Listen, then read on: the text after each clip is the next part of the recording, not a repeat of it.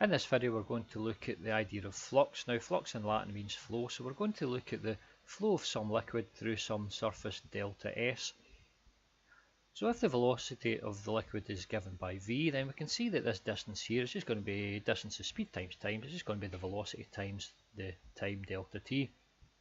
Then we can multiply it by delta S. So multiply by delta S, then we're going to get this volume of this cylinder here. So the volume of the cylinder is going to be the velocity times time, that distance, times delta S, which is that area.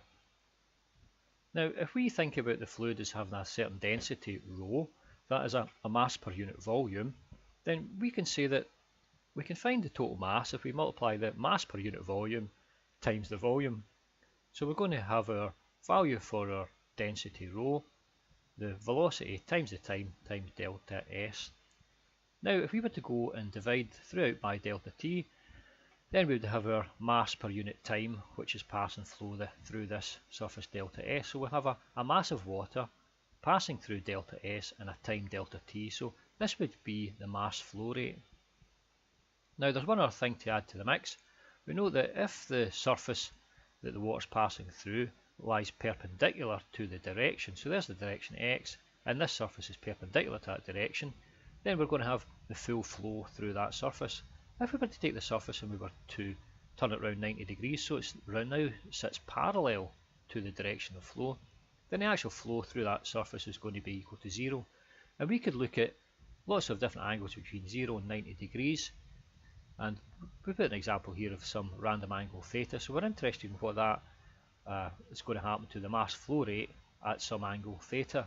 So if we were to redraw this out, then we would have our surface here delta S, and if we were to draw the normal to that surface n, and we were to look at the velocity vector v, then we're not interested in the total velocity vector. What we're interested in is the component of the velocity that's in the direction of the normal. Now we can get that by forming this dot product v dot n. If you're unsure where the dot product comes from, there's a little video up here if you click on this, and it'll take you through the snippet section and it'll show you how we derive the dot product and where it all comes from.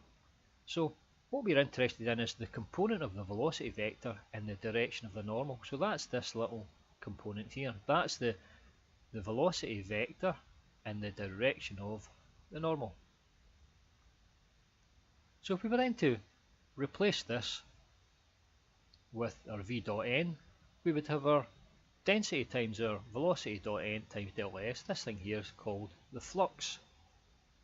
Okay, so the flux is the mass flow rate, but we're not interested necessarily in mass flow rate through this particular surface. We're interested in mass flow rate over some random surface. So what we want to do is form the surface integral by adding up all the flux elements over the entire surface.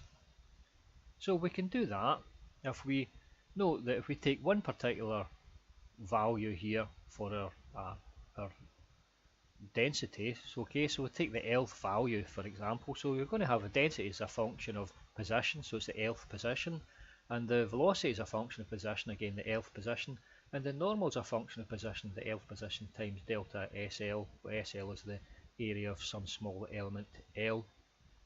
Then if we take the limit as the number of these little areas tend towards infinity and the actual area tends towards 0, then we're going to have the surface integral of the density times the velocity, the dot product of the normal, and that's going to give us the flux, which is the mass flow rate.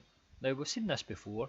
If we were to replace this rho v with some vector function f, then what we're looking at here then is we're looking at the vector component of f in the direction of n over some surface element s, and that's called the flux. Now we've seen that before whenever we looked at Gauss's law. So in Gauss's law we've seen that the charge in some volume element delta v, so that's the charge of volume of delta v, it's going to be directly proportional to the flux of the electric field over the surface that actually encloses that volume.